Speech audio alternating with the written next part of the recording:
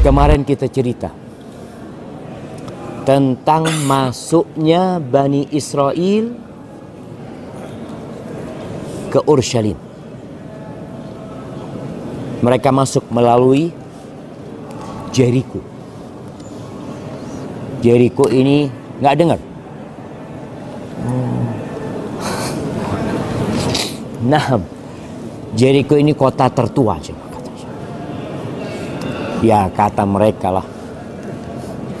Tapi yang jelas mereka masuk dari Jericho, kemudian masuk ke Masjidil Aqsa. Mulai Masjidil Aqsa ini dibersihkan dari kesyirikan. Di Bani Israel itu setiap nabi meninggal dunia diganti nabi. Setiap ada nabi yang mati diganti nabi. Bahkan boleh jadi di satu waktu ada 3 nabi. Contohnya di masa Nabi Isa alaihissalam. Ada berapa nabi? Ada Nabi Isa, ada Nabi Yahya, ada bapaknya Nabi Yahya, Nabi Zakaria. Kumpul tuh.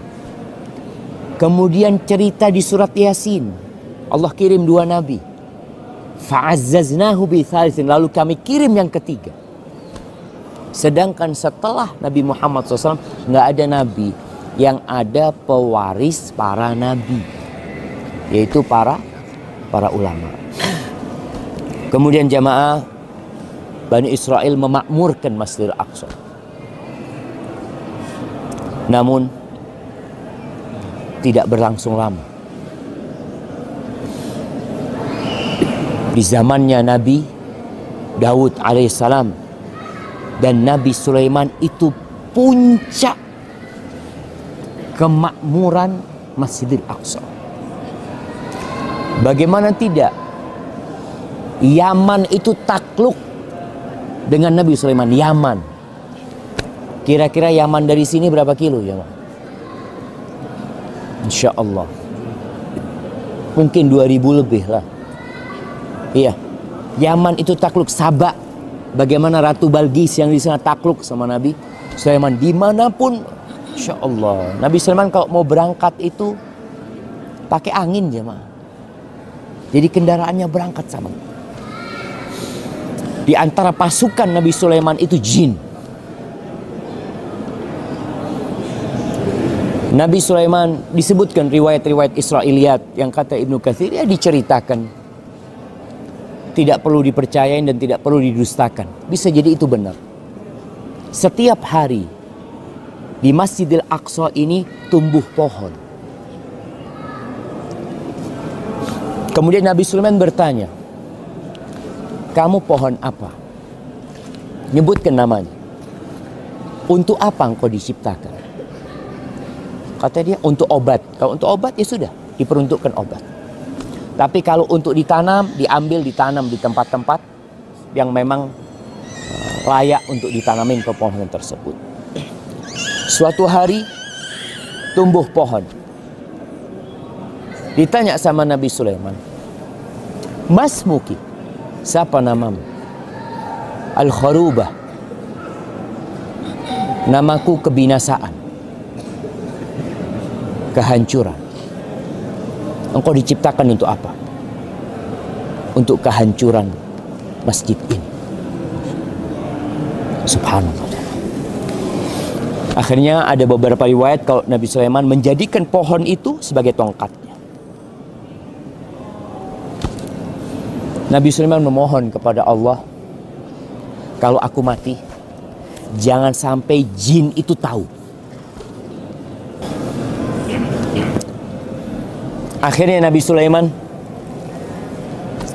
alaihi salam menjadikan pohon itu jadi tongkatnya.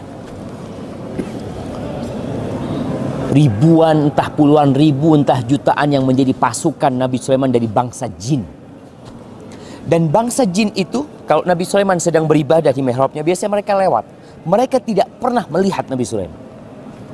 Karena kalau mereka berani ngelihat Nabi Sulaiman, terbakar. Maka mereka terus lewat. Nabi Sulaiman sudah meninggal dunia. Dalam kondisi beribadah beliau dengan tongkatnya, beliau meninggal dunia. Itu jin lewat nggak berani ngelihat. Setahun ternyata. Setelah Nabi Sulaiman jatuh dari tongkatnya, kalau ini cerita diceritakan dalam Al-Quranul Karim. Apa kata Allah? Lau kanu ya'lamunal ghaib. Kalau mereka tahu dengan yang gaib. Jin ini tidak tahu dengan yang gaib. Kalau mereka tahu dengan yang gaib, mereka tidak akan tersiksa selama 1 tahun.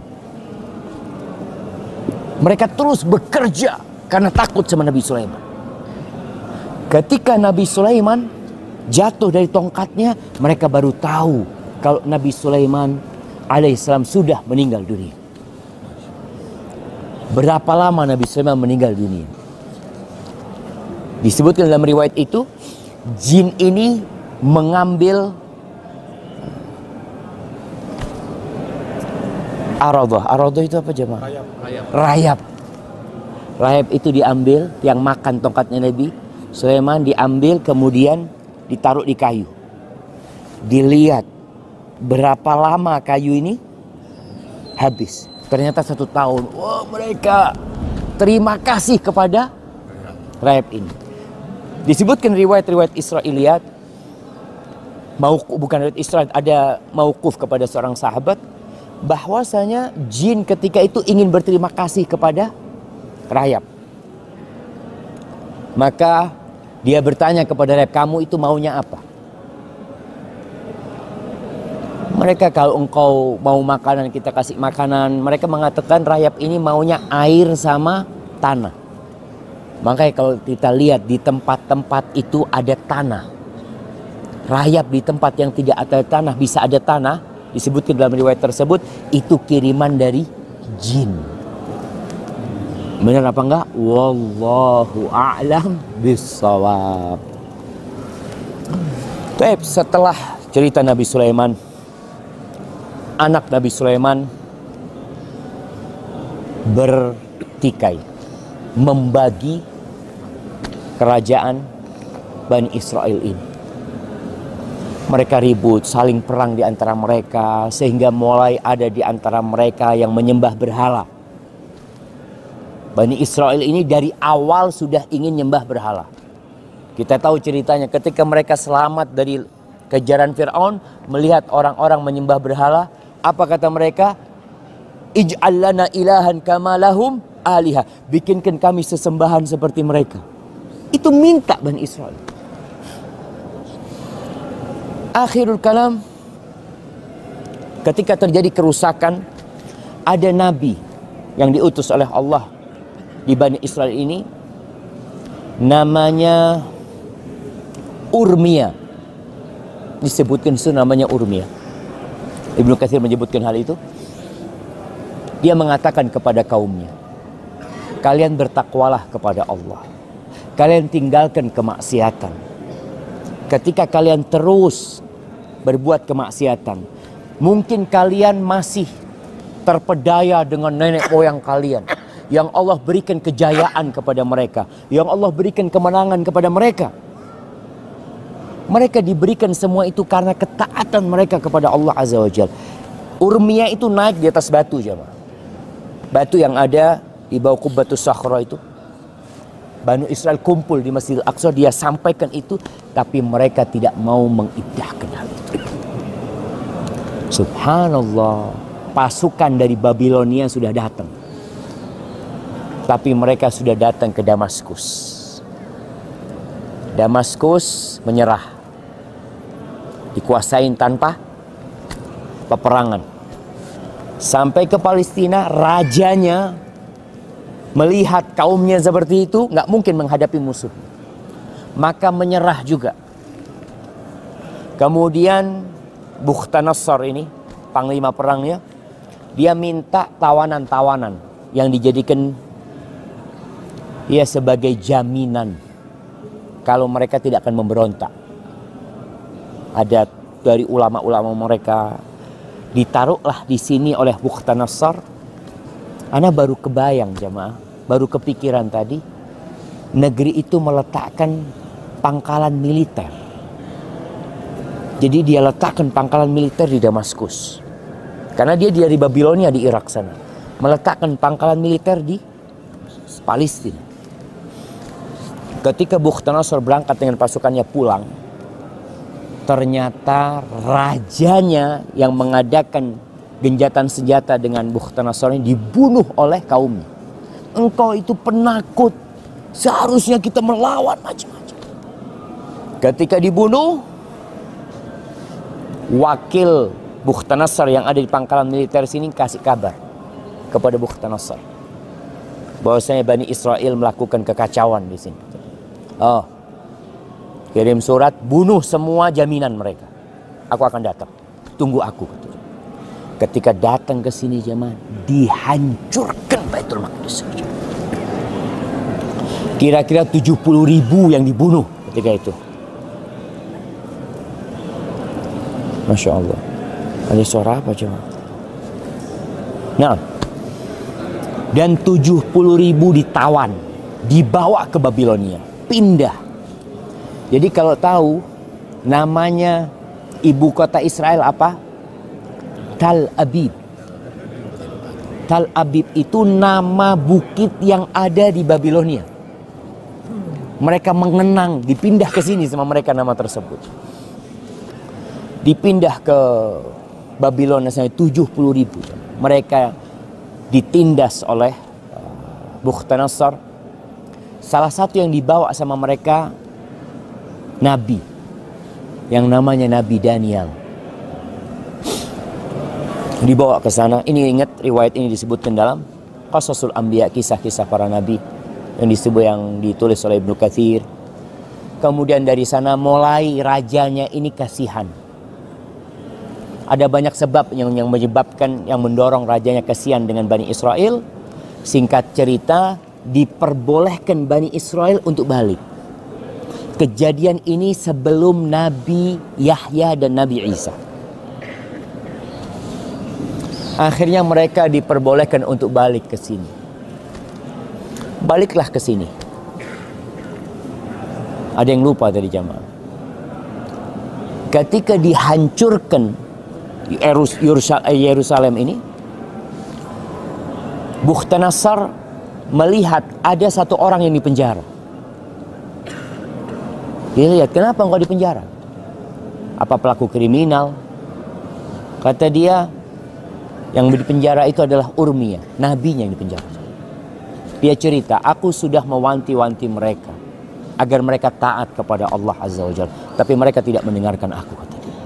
Akhirnya sama Bukhtanasar dibiarkan Nabi ini, tidak dibawa ke Babilonia. Negeri ini hancur. Urmia mengatakan kepada orang-orang sepuh, orang-orang tua, orang-orang lemah yang ada di Yerusalem untuk memakmurkan kembali, untuk tetap tinggal di sini. Ini bumi yang disucikan. Tapi kata mereka, kata dia, ada apa tinggal di tempat ini? Gak ada apa-apa di sini, kata dia. Akhirnya mereka pindah. Mereka meninggalkan Yerusalem. Setelah itu terjadi pembangunan. Ini ceritanya di dalam surat Al-Isra. Allah Azza wa Jalla berfirman di ayat keempat dan selanjutnya, wa qadayna ila bani Israila fil kitab la tufsidunna fil ardi marratain wa la ta'lunna 'uluwan kabira. Allah Azza wa Jalla, kata Allah, kami telah menetapkan kepada Bani Israel bahwa kalian akan membuat kerusakan di bumi ini 2 kali. Dan benar-benar akan melakukan tindakan-tindakan yang merusak, biadab. Nabi dibunuh sama mereka. Itu dilakukan oleh Bani Israel.